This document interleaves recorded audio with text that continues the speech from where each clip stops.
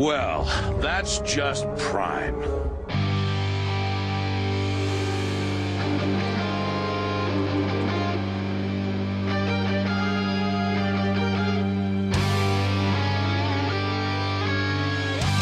Hello, everyone. Welcome to That's Just Prime, a Beast Wars podcast. I am Ian, joined by my co-host Chris today for episode 22 of podcast, reviewing episode 18 of the season 1 cartoon, Spider's Game. How are you, Chris? How are you doing? Yeah, I'm good, mate. And I'm looking forward to this episode. It's a really fun episode and it's got one of my favourite characters in it. So, yeah, really pumped to sort of review this one. Yeah, absolutely. I'm filling out notes, going through the watch back, the review of it, and I've done 2 sides of A4. So, yeah, I'm doing pretty well on that one. That'd be good. But I think as we picked up on our last episode for the Tigertron one, I've forgotten the name of the trigger. That was it. Got there in the end. Tiger Ron. Thank you. Tiger Ron.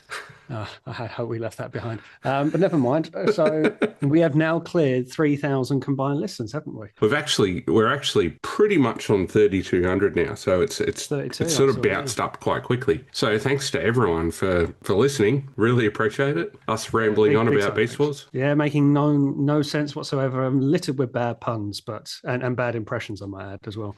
But we'll carry on with more of the same today with Spider's Game. So we'll get straight into the episode, shall we? So the scene starts off from space and we get a row of stasis pods because they're still up there, aren't they? They're still a thing, and they are in quite a nice formation rather than getting kind of one errand floating one. They've sort of fallen into a synchronized orbit. They at first count there was 11, and they've obviously just cut and paste zoom out because they all synchronize swimming. They just turn all at the same time, but it is a cool shot, and one of them actually turns and begins coming into a landing for some reason. It doesn't get hit by an errand asteroid, does it? It just gets just decides that today's the day I'm going to land. Like, wants to go on an adventure. No one activated it from ground. Nothing hit it, as you say. It just went, no, changing course. Off we go.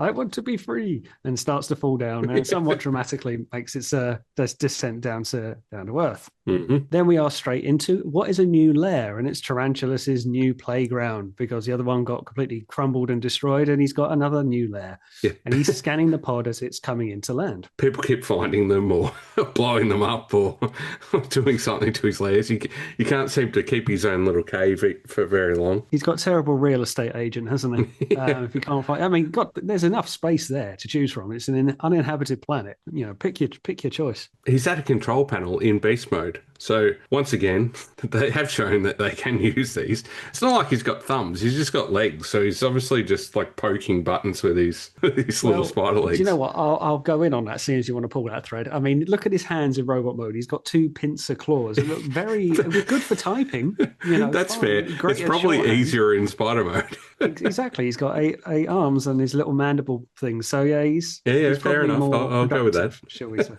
Yeah. And he launches a scanner to go and see where this pod is descending. We got more jargon going in at this point. You've got the exact same note.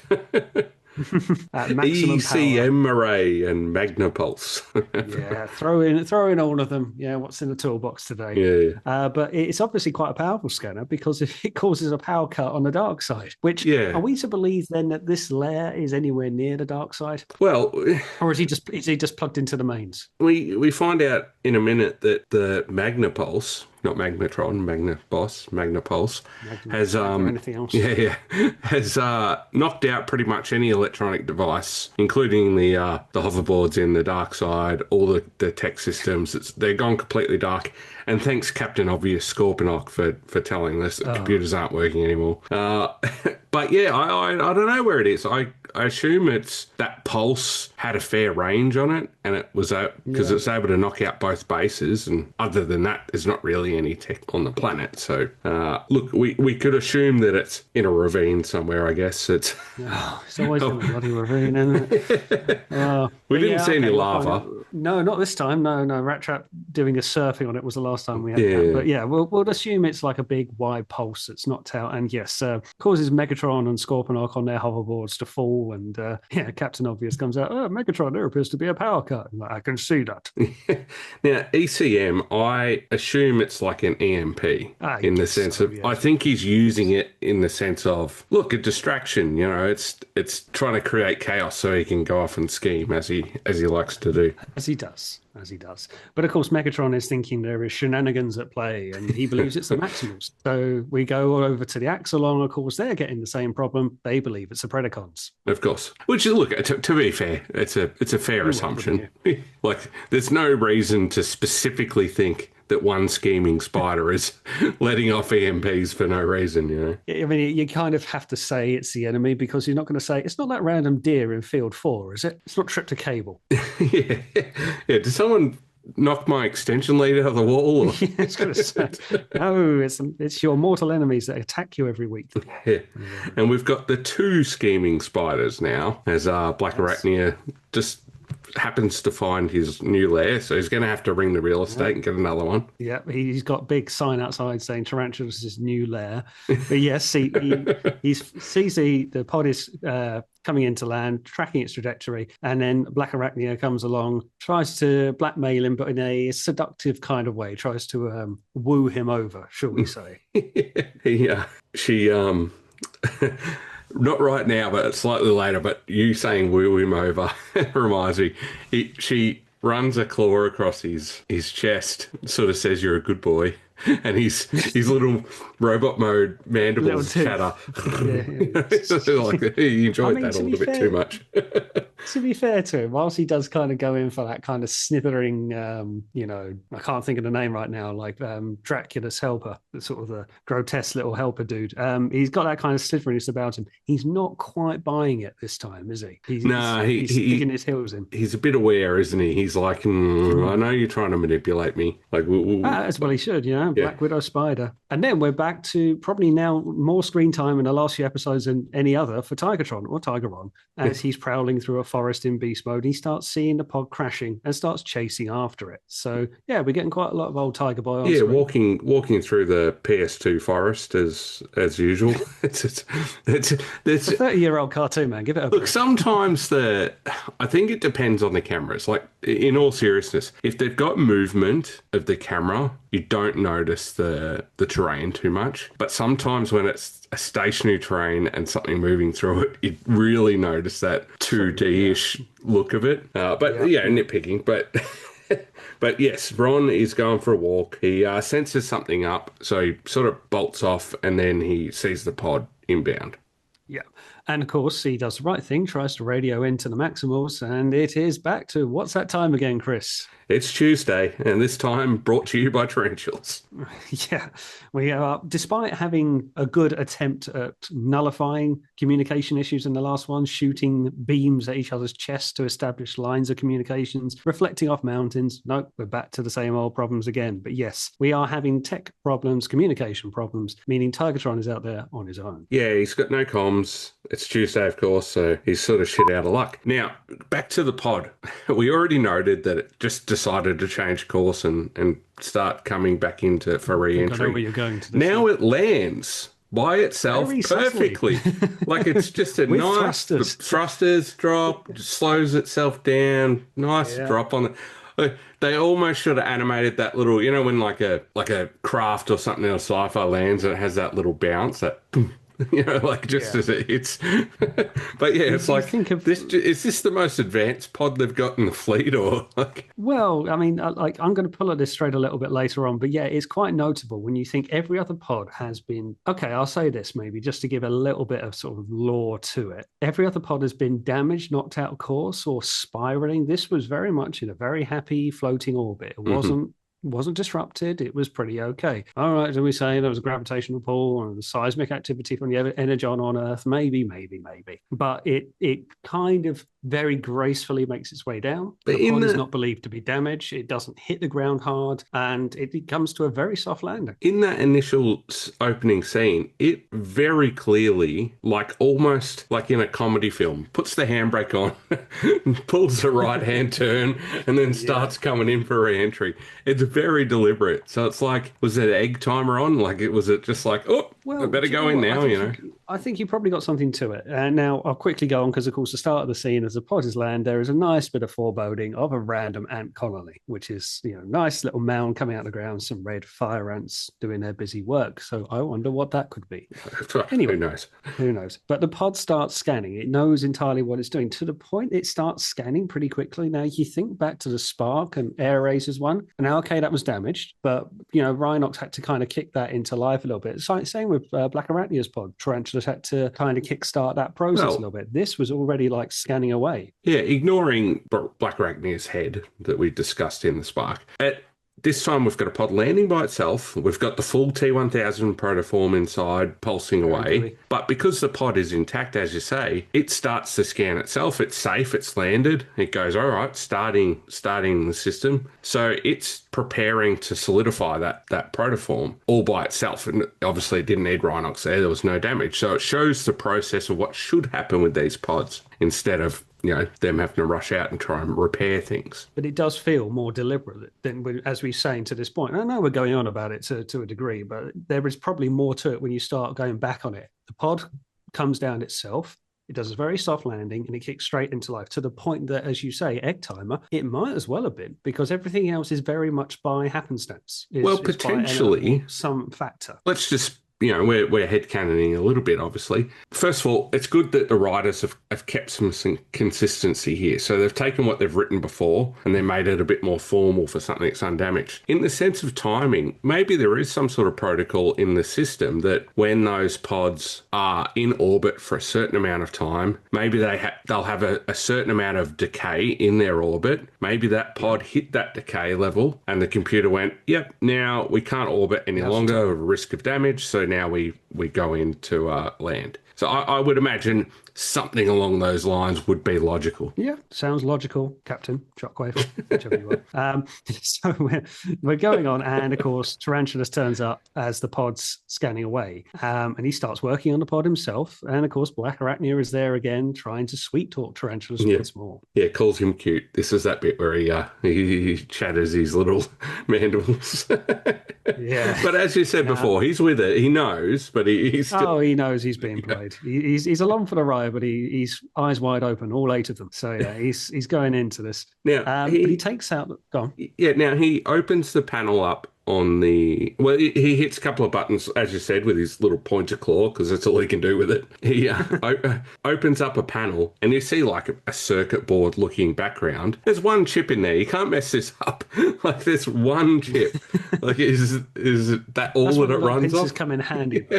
Yeah, just grabs it. But yeah, pliers. Grabs the chip out, does what he needs to do, pops it back in. Has reprogrammed it essentially because he wants another Predacon. It is very, yeah. So he takes out a maximal chip and puts in a Predacon one. It's very on brand, isn't it? In fact, that the one component that needs to change is a bit like saying, please remove this button. It's a very MacGuffin, isn't it? It's like it's plot device right there. Now, I'm going to mention, before we move on to the exciting stuff of this episode, there is some animation stuff in this episode that did bother me a little bit in the watch back. Tarantulas' model in this episode, I haven't noticed it a lot before, but we get a lot of close-ups of his chest and arms and stuff, and there is a lot of clipping. So when he moves, the points of access for his shoulders, I guess, are part of that pectoral, and they tend to clip in on themselves a lot. And there's even a point later on where his like chin clips through the chest. So I don't know whether it's something to do with the way his animation model is wired or something along those lines. But he's really clippy, more than I've noticed any other characters. It's a shame, but I didn't notice that, to be fair. But we have seen it in before with the likes of Dinobot, where a shoulder would come, as he would do like a waist turn, his shoulder would be almost dead center to his chest.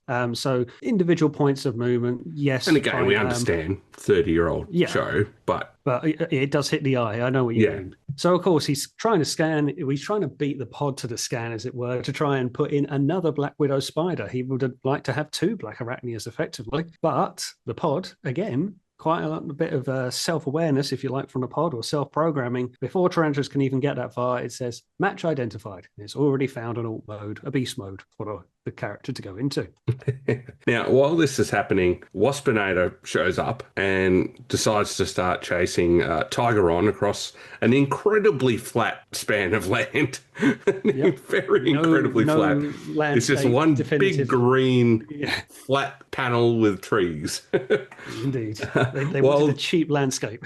While this is happening, he does get a shot on Tigertron. Now, last episode, you made a strong point about Waspinator always using weird names for everyone, except for like Megatron and Primal. So we get a Tiger Bot and Bird Bot for Tigertron and Air-Razor here. We also get a funny shot of Air-Razor clipping Waspinator's wings. She takes out either side of him and he just plummets to the ground. Quite funny. Well, it's very much punching above your weight, isn't it? Waspinator, I mean, he does blindside Tigertron, which is probably sadly more on Tigertron than it is on Waspinator, if you can let that guy hit you from that distance. But Air-Razor see what's going on. She's flying around and she's happy to let Waspinator make a bit of a charge, make a bit of an attack. And she's just like, dusting off her shoulders, looking at her nails. Yeah, she's I'm fine. pretty I'll handy. just wait here. Yeah, we get another consistency here, which is good. In the trigger, we had Tigertron tell Air-Razor to stay in beast mode so that internal repairs can go forth. So this time we actually get Tigertron telling the computer to start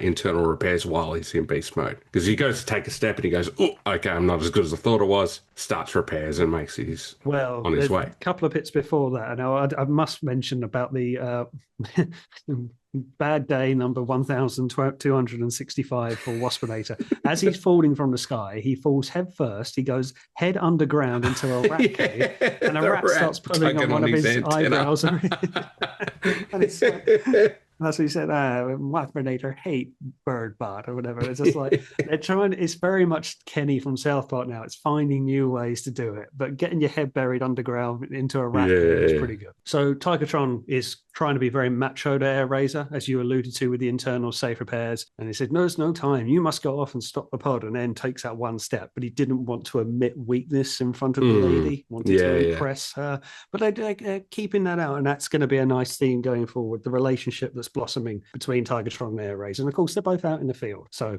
nice little compatriot relationship. Yeah, absolutely. It's building, slowly building. Now, I'll let you take it from here as we throw back to the pod. The pod has finished its scan, as you say. And of course, the moment we've all been waiting for, the pod opens. Who's that Pokemon? Well, it's a big ant, isn't it? Fuck me, it's a big ant. So it's a very, very large. I've got that note. Comes out. Inferno is a big lad. Like he's chunky. In ant mode particularly, he's huge. Like I know he's spindly, he's an ant, but in overall footprint, he's a massive beast mode. He's a unit, complete unit.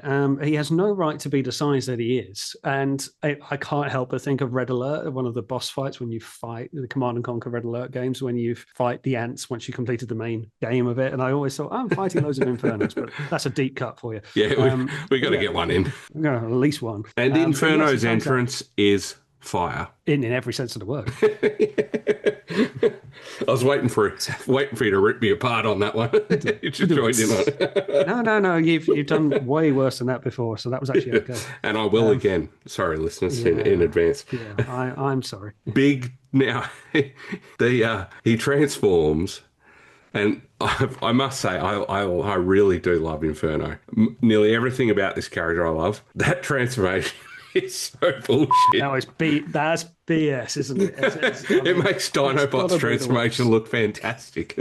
It's really bad. It's like, I'm just going to... Where did the robot legs come disappear and reform into something else. Like, literally all he keeps is his abdomen. Like, it just changes. That's a bit like, so where does the head go? Where do the arms go? Yeah. The toy made a good fist of it, don't get me wrong. The toy does better than the animation model for sure, but it does. Look, you can see where things came from, but the getting there is really BS. It's very BS. Inferno comes out of the pod, makes a nice roar in a very, very sizable, very large ant mode. Tarantulas says to him, I am Tarantulas, your creator. Identify yourself. Inferno is very switched on, at least to who he is, and says, spiders, they'll attack the colony. Inferno, terrorize, and lets out this great roar, iconic pose of him teeth baring and a shriek that is yelled out, showing that he's there to handle himself. He then starts attacking Black Arachnia and Tarantulas with his very large blaster, cannon, bazooka rifle, and again has its combination weapon. It reminds me of the gun from Fifth Element, you know. Big, another deep cut. There you go. There's big sand-coloured thing that the main Gary Oldman uses. Spiders are the enemy of the colony, essentially, which he thinks the colony is the pod because his logic circuits are a bit funny. Now, we've experienced this before with Tigertron when he first came out. He said, slightly different situation there, but still, it makes sense that when they're in that fresh boot up stage that things aren't quite where they should be. Yeah, and it is. But okay, here's where I wanted to pull on a thread from before. So this is where I'm thinking the protoform of Inferno is unhinged to begin with, because at least from before you can say everyone's crashed, shook up, having their data fiddled with whether they're a maximal or Predacon, because they're all maximals, remember. And Inferno has a soft landing, and he still comes out a few bags of crazy, a few bags of cats crazy, isn't he? We've made this assumption before that some of these protoforms, or all of these protoforms, I should say, would have personalities. They were crew members. They were actual robots. They're not blanks. They have a spark. And yes, they will gain some traits from the beast mode that they take. But as you say, he was probably a nutcase to start with. I don't think it's completely the fault of the ant mode. Not when it lands so no, there's no damage that we know of. Unless what Tarantulas did affected the system a little bit, maybe. But still, I think a little of column A, a little of column B here. Low column A, low column B. So yes, he starts hunting the two spiders who are in their beast mode, and Black Arachnia is like, my cyber venom will put him in his place. To which Black Arachnia then gets squashed by Tarantulas pouncing on top of her to stop her going anywhere, and says, "I need you to keep the pod intact." To which she says, "Well, why would you need the pod intact?" It says, "That's not for you to know." Yeah. And this is where we're seeing multi-layer plans now from Tarantulas. Yeah, he's obviously got some plans that no one needs to know about at the moment, and he's very concerned that pod's going to get damaged. Now, we get a shot of Airazor being scrapped a little. She flies up and she gets distracted and taken out by the spiders a little too easily, actually, because if she saw Inferno, she definitely saw the spiders there. So I don't understand how she got taken out without noticing. Were you that unsure, or that distracted by this new robot that you forgot that they were there? This is where I'll give Airazor a bit of slack there. She's looking for a pod and she sees a protoform she doesn't recognize. So she's more targeting on that. She's not expecting, although you should always expect the Spanish Inquisition. There's a Monty Python reference. But if you... I don't know a good one either. But you should always expect the Predacons, and you should always... She wasn't knowing that Black Arachnia and Tarantulas were in the area. So I'll give her that one. She's certainly thinking, who's this big red spider that I've never seen before? But yes, she does get blindsided very quickly. Uses a sonic scan, I guess. Some sort of new Hawk vision. Yeah. It's not the same as she used last time. It's a little bit different. Now, keep that in mind, listeners, that she uses this very specific style of scan. Just keep that in mind for the next few minutes. Now, while this is happening, our mate Tarantulas decides that he's going to nick off with the pod. And my note here is constipated spider. Yeah. He does let out kind of a bit of a turd doing so. And he's a big groan, like all the pressure.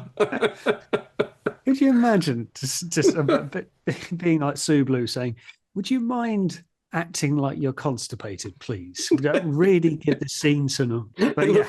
The fact that they animate this show after they do the voices means that someone heard that voice line from Alec. This is how we're going to animate this. This is what we need to do. But yeah, he craps out a cable and from his spider web and starts taking it away. Meanwhile, Black Arachnia is starting to twist the mind of Inferno, which, let's be honest, is not taking much. He's kind of in blind rage. And the line is, you death to all that oppose the colony. And she says, well, the Maximals are the ones who will harm the colony. And I think he comes out with a line of, when they shall burn. Yeah. Although I don't think we see the flamethrower in this episode. No, not yet. He does realise the colony is gone at this point. Now, as I said to the listeners, keep that scan in mind, because suddenly Black Arachnia does the same bloody thing. She looks over and does a very, very similar looking scan. It must be the flavor of the episode. Like, oh, we got this new toy we're going to use multiple times. Everyone's got to get our money out of it. Yeah, that pre-order's dropped. But also, as it's where did AirRaiser's battle damage go? When she hit the ground, she had chunks of color missing, like bits of silver showing and all that. And then in this next scene, when she's talking again, she's clean. Like the animators forgot that just damaged her up. Maybe she has a good repair system. I don't know, but yes, I'll take that point. It's a bit like in the Trigger when you see Pterosaur and Waspinator completely chunks missing out of them. Less so in this case, but sure enough, one thing I will say for Inferno, he's protecting the colony, but he knows he doesn't want the Maximals. So the Predacon programming is up and running. He knows Maximals are a problem, where, say, Tigatron didn't really know, and it took watching the acts of the Maximals protecting the fellow Tigers to confirm what he didn't know, as it were. But Inferno knows which side his bread is buttered, so to speak, and starts to short out, starts to short circuit, energon build up, and Black Arachnia tells him to go into beast mode. So Tigatron turns up to the point that you mentioned, finds AirRaiser in surprisingly good condition, but she has been bested in this time. Tells AirRaiser to find Optimus, and Tigatron says he hunts better alone, which then causes AirRaiser to very solemnly and say under her breath, "Sometimes you can be too alone." Yeah, and it's all this building up, isn't it? Yeah, just a line here and there throughout the episode is doing the work nicely, isn't it? But it's nice that she can convey that concern for him, and it's very easily understood from a viewer point of view that she has at least caring feelings for him more than just comrades. So Scorponok is on the lookout, because why not? And he reports back to Megatron and says the spiders are up to their old tricks again. So Megatron is aware that a pod has landed. He's not that bothered enough at this point to leave the base mind. He's kind of letting the spiders do the dirty work, as well as Scorponok. Pterosaur's nowhere to be seen, so we're going to guess he's still suffering from the trigger. Mind you, he did get shot into a million pieces, so you'd understand that. Yeah, it's fair enough. He's still soaking in the hot tub, I think. He's going to be there for a while. But yes, he understands that traitors in the midst of the two spiders, up to their old games again. Yeah, Megatron is playing tech support in the base. He's still trying to get his monitor up and running, and Scorponok's working on his on the other side while he sees the, as you say, Tarantulas dragging the colony back. But yeah, Megatron's not real interested in jumping out straight away, is he? He's sort of biding his time, I think. No, not yet. But he's being a chess player, and of course he's scanning Inferno from afar. He recognizes, so the computer tells him, the Predacon energy signature, but not a Predacon that he recognizes. So he's worked out that the Predacon has been brought to life and is given his own identity, very much behind Megatron's back. But he'll be a late addition to the scene. But Scorponok turns up and tells Tarantulas to return the pod. And then suddenly, whilst he tells him to return the pod, there's a random explosion with a large rock that falls on Scorponok's head and squashes it in very Looney Tune comical fashion. Yeah, we get a big explosion, which is the pod blowing up, and it turns out to be old Tiger Ron. And with this explosion, as you say, we get two return tropes here. We get a big slow-mo jump from Scorponok, and then we get a rock landing on someone's Michael head. Bay-esque explosion. Yeah. So we get double trope. Yeah. Again, I'm going to reiterate, Inferno's a big lad. We see him again here. Just such a big guy. The reaction to this explosion is Tarantulas is all pretty unhappy because he's just lost his pod that we don't know what he's going to use it for, but something nefarious, I'm sure. And he rips out the old machine gun legs, which I always love to see in Beast Wars. It's a big. I know it's very basic, but it just makes sense. Like, it's an onboard weapon system. I just love, and the sound. We always like the sounds of the weapons in the show. And he lights up Tigeron pretty bad. Like, does some. Boy does... I think it's the most damage we've seen out of the spider leg machine guns. Even when a bit of foreshadowing for Tigatron's untimely demise later on, I think he actually goes better than this. He gets kind of wrecked up at this point. But yes, the pod is destroyed. First of all, how much weaponry has Tigatron got that he can blow up a stasis pod? You know, that's pretty heavy going. Yeah, maybe like overcharged the gut gun or something. I don't know. Like, he just or he's just hit it in the perfect spot. Maybe he's a marksman and there's an exhaust port or something on the pod that he can hit.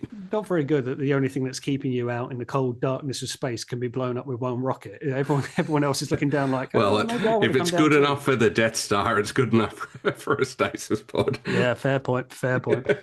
Yeah. So as you say, Tigatron does get lit up, really. Tarantulas is possibly more sore about this than even Inferno because he had plans for that pod and they have been scuppered. And very much Tarantulas lets rip. And poor Tigatron gets pretty had up. And just where he thinks things can't get any worse, he also gets blindsided by Black Arachnia. And then Megatron turns up. He decides to enter the fray. Now, during this time, we've got Inferno gets hit by a cyberweb and pinned to the side of a boulder. Now, he's in beast mode at this time, but he's not happy. If he's in there, he ain't happy. Yeah, so the big ant is just trapped in a fairly hefty sized web that's keeping a fairly hefty sized ant stuck against the side of a boulder. And for the here and now, that keeps him in play but out of play. The spiders then start running because they've seen Megatron's turned up and they realise the goose is cooked. I think it's the term.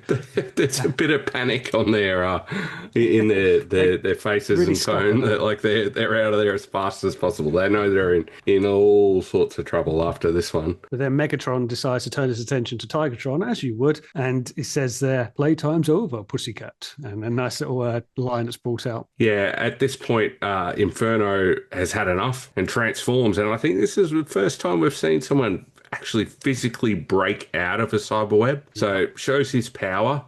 Keep that in mind. He busts out of the cyberweb. He's about to fire on Megatron because he's like, who destroyed the colony? And Megatron goes, "It was him, the Maximal, get him." And he points over to Tigatron, and Inferno's ready to go. Inferno is pissed at this point, but he breaks off and we see the abdomen split open to find out that the ant can fly, and having jet proportions in a robot mode is only exclusive to Primal at this point, really. I mean, Airazor can fly in robot mode as well, but an additional feature, and starts to really roar off. And Megatron does a little chuckle to himself, says, "Oh, I like him." Yeah, he's well impressed, Megatron. He's big boy with a big gun and flight mode. He's very happy. And he soon finds out that he's very loyal also. So he's the perfect candidate for a soldier for Megatron. So Megatron's quite pleased with this situation.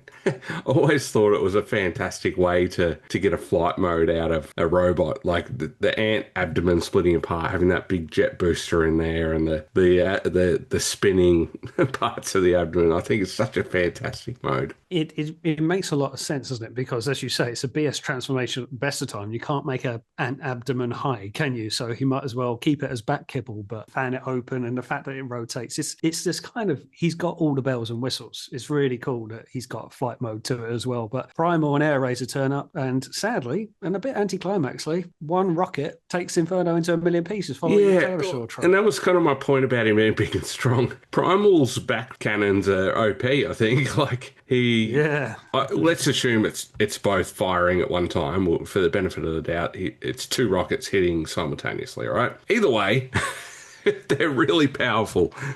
Like firing from that range and being able to blow up, because we've stated this before. Often new characters have new character buffs. Like they come in, they're strong. Inferno got wrecked from one missile.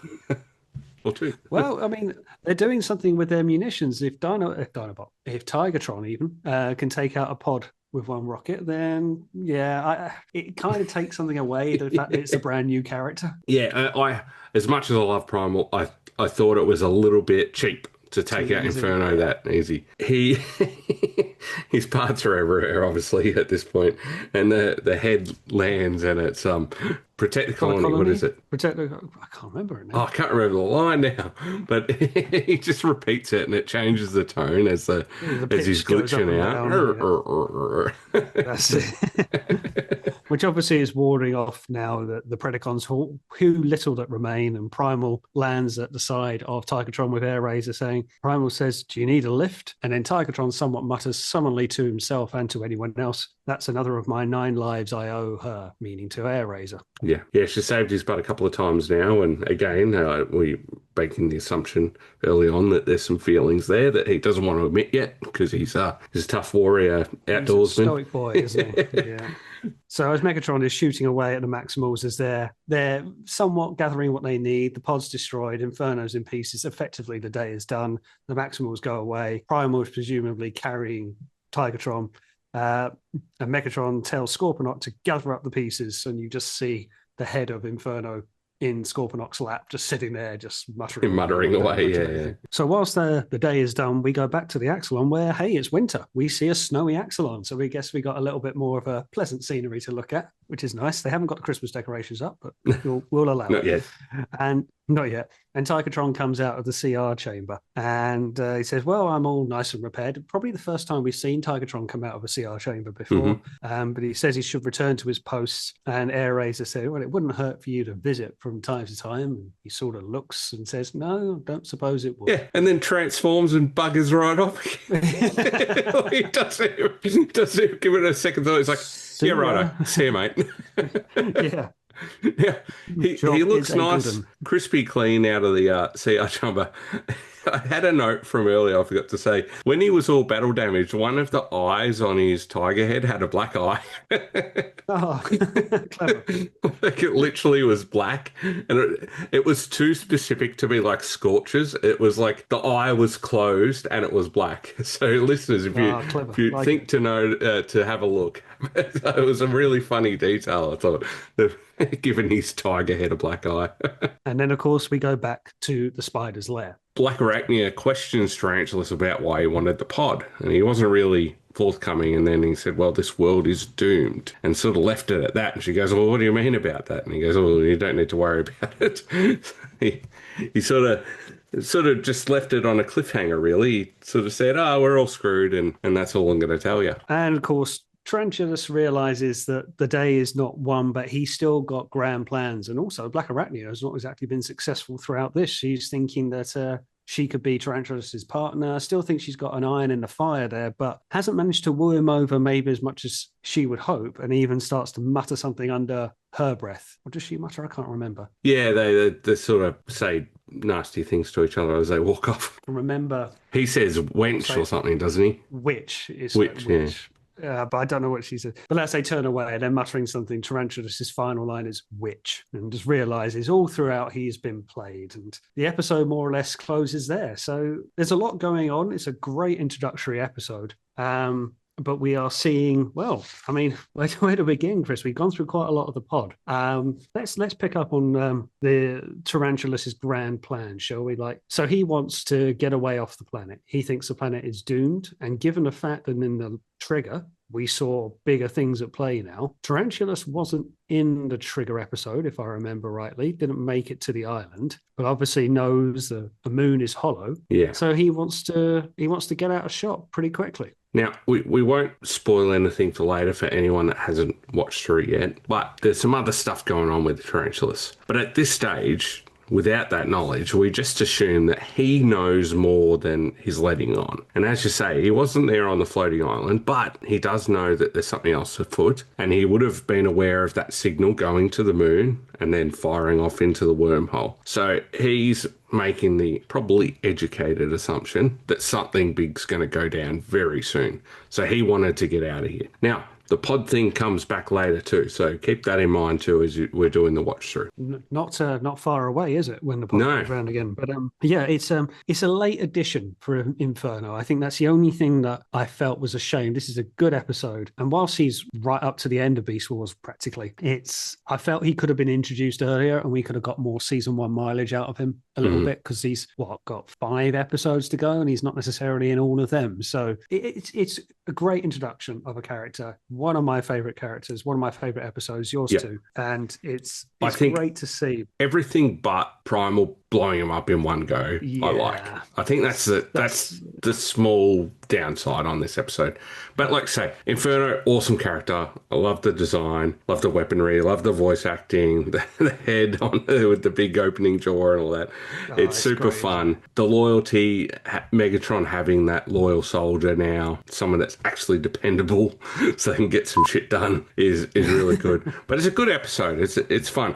Now, I'm going to apologise on my behalf and a little bit on Ian's, but it's my fault. We were going to record this a fair few days ago, so our watch through of this episode was a little while back. So if we feel a little disjointed at some stages, it's just our memories because we're old.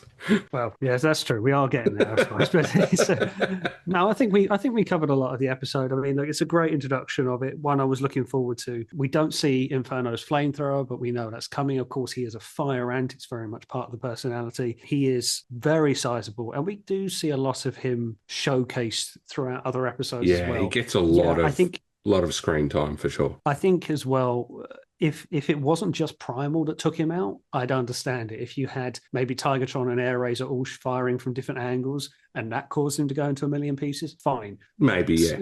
If you're going to introduce a new character, don't just wipe him out and then go into a million pieces. I know he kind of had to be quashed, as it were. Mm-hmm. Yeah, I don't know. And look, it's great play, nevertheless. Ignoring him blowing up there, he's such a powerful character in more ways than one that he's kind of thick is the balance. Like he's just very loyal and does what he's told, doesn't do a lot of thinking for himself. So there's a bit of balance there. But we do, as you say, we see him a lot going forward, which is great because we want to see him a lot. And he's in it for a long time. So it's good character introduction, decent episode overall. A couple little weird things there, but that's 30-year-old cartoon. Can't have everything perfect. What you're going to do, eh? Absolutely. Yeah, that's right. But yeah, that was that episode, and we do have a listener question, don't we? We actually have two, and one relating to the episode. So we'll start off with this from Mark Espera. Apologies if I've said that wrong. But the question came through on Facebook, which is, why doesn't Inferno and Silverbolt have the same mana when they arrive on Earth? Both stasis pods have been picked already, and what their alt mode would be. So why is that? So obviously Silverbolt we haven't had yet in the show. It will come in a not too distant future. Yeah, not too far. And of course, Silverbolt is a fusor for what it means. And in terms of their mana, well, I guess it comes back to what we were saying. Like this stasis pod wasn't damaged, so we can't say the programming messed them up too much or shook up on landing. But Inferno was probably quite an unhinged maximal to begin with, whereas Silverbolt was very honourable and stoic. I think so. I think their characteristics are probably there. Like Inferno, if he was a maximal, he'd probably just still be a bit of an anti-hero, pain in the butt for everyone, like a Dinobot, like he doesn't quite follow the rules. He's a bit unhinged. So I think their personalities are very much there. And the Fusors, other than having the mixed forms, I think they're basically 100%. Like there's no errors or anything there. Quick Strike is a good example of that too. Has a crazy personality. He just has a mixed fused mode. So I think, they just have what they come from the pod, and maybe they definitely get some characteristics from their alt modes, especially how it's written, the little spidery things if they're a spider, little ant things if they're an ant. Yeah, absolutely. Because you think it's as much the writing of the character bleeding into the alt mode as the personality of the beast mode overarching into the robot. So Silverbolt, he's noble, he's honourable, he's proud, he's a wolf, he's a lone wolf, so that makes sense. He's an eagle, there's grace, elegance, and it all plays into the Silverbolt robot mode. Inferno is an ant, and he doesn't build an awful lot, but he's incredibly loyal and protective to his queen, as is the main trait, the main cornerstone of the character. So there's not that many similarities, sadly, between Inferno and Silverbolt, I don't think, other than the fact that they're both introduced late on. And of course, one is a fusor and one is just a little bit crazy. Yeah. Yep. Our next question on Facebook was from John Cumler, who has said, question for the podcast, and this is more Toycast related. If, when the Axelon and Darksider get to be made as Titans, which I'd like to think they would, because I dropped that with Evan from Hasbro when I met him at Comic-Con in London recently. And we've mentioned it many times. And I will do so again. Would you like to see them transform from ship into beast or ship into bot? Possibly sacrifice some of the design in favor for a triple changer? Wow. I mean, I thought that was a very good question. I mean, the fact that an Axelon could turn into a beast mode, rather ship to beast, rather than having a robot mode at all, I'm not against it. Not at all. Yeah, I would be fine with ship to beast mode of some description. Like the dark side turning in some sort of dragon or dinosaur or something like that, and the Axelon turning into like a big, powerful beast of some description. I think that's a fantastic idea. So I was kind of thinking, just from on the designs of the ships. The dark side could be a reptile like a cobra. I'm kind of thinking like a fanned out, like the ship's designs are pointed. That could be the head of a cobra. And whereas the Axolon, I don't know why, but I've got like a giant owl in my head, like it turns into a wise owl. Yeah, just it doesn't need to transform much at all. It could just be sort of hidden away. But yeah, I don't know. But could it turn? It probably would turn into a robot mode. And I do think one day we will see Titan, Axolon, and Darkseid. I agree. I think Axolon would definitely end up just with a robot mode of some description that might have some traits of the Maximals on it. And the dark side, I think we're less likely to see, but I think some sort of beast, like a nasty beast, quote unquote, an evil monster would be the way to go with that, opposed to a straight-up humanoid robot. Yeah, I agree with that. I mean, it's more in keeping to the theme of Beast Wars, isn't it? Having beast alt modes and beast personalities, as we were saying with this episode. I do think it's an absolute stretch, but I've said before, the unreleased script of the 1986 film with Rails, which was the snake triple changer. Such a good design. Oh, it's tremendous. But triple changer Titan, if you've got a train that turns into a snake, hey, it's Transmetals. They had a third mode. Why not? Why not? But look, I'd be all up for it. Just to have Titan figures of the Axolon and Darkseid, be so happy. Honestly, like a really detailed model of the ships that don't transform would be good too. Like, I'm not gonna to beggars can't be choosers type thing here. Okay, well, that was episode 22 of the podcast, reviewing episode 18 of season 1, Spider's Game. Brilliant episode, one of my favorites. The only addition is just it comes a bit too late for the introduction of a new character, though it is good to see new characters coming in, and we felt the studio was getting a bit more money behind it, that they could do this and flesh some things out, even with the PS2 graphics. But we had a nice introduction of a character being fleshed out, just rushed away a little too soon, and we also got some nice sprinklings of the romantic relationships between Airazor and Tigeron, which was very nice. Old Ron. Oh, good old Ron. So all that's left is to tell you where to find us. So, Chris, shall I hand over to you for that duty? Absolutely, mate. The podcast, you can find us on the usual platforms, mainly Spotify and Apple Podcasts are the big ones, Amazon, Podbean, and derivatives of all of those. Our social medias, Facebook, Instagram, Blue Sky, Twitter, or X, whatever you want to call it, are the main ones you'll find us. That's just Prime, a Beast Wars podcast. If you type that in, you'll find us. We do have a link tree, which is the link tree -- that's just Prime Pod. So all of our links are on there if you really want a central source. I am Carnage Creations on YouTube. Come and check out my reviews. I wouldn't say I've been slack, but they've been less frequent than normal just due to life. But come and watch some stuff. We've got some Beast Wars videos up there, like Masterpiece Rat Trap. Please watch our reviews. And Ian, where can they find you? Do go and watch his stuff. It's very, very good. And Ian's, you will please. find me. Oh, watch mine first. Mine's better. You will find me on all social medias as ArrowFyre with a Y. Primarily on YouTube. You will find me on Facebook, Twitter, Blue Sky, Instagram for the heck of it. Doing all kinds of reviews. But we've also teased, and we're still going to tease. We've teased for a while, haven't we? About potential big things coming up. Pleased to say things have moved on a little bit. We got a nice guest joining us in a not too distant future. I don't want to give false promises, false hope, but we have got something nice in the pipeline. So just keep your eyes peeled for the podcast. Yeah, absolutely. It's definitely worth waiting for. We'll say that. And obviously nothing's in stone till the pen's on paper type thing, but please be patient. It will be worth your time. And I just want to, again, thank everyone for getting us over 3,000 listens. Considering we're only 20-odd episodes in, it's a good milestone for us. We're pretty happy with that. We haven't done a year yet, have we? So we're coming up to it, but not quite. Yeah, I'm actually very pleased with that. Again, thank you very much to everybody. Just keep commenting, keep getting your questions in. I do love people who are name-dropping us in conversations when they come up on like Facebook chats. We see all that. Absolutely. Thank you so much. And look, considering we're a niche corner of a niche subject and a podcast, I think we're doing all right. Yeah. So thanks everyone once again. We really appreciate all of you. We're having lots of fun still. So we'll have our next episode up, which will be reviewing All of the Wild. All of the Wild. Yeah, a fun episode too. So stay tuned for that, and we will catch you on the next one. Bye-bye. Well, that's just prime.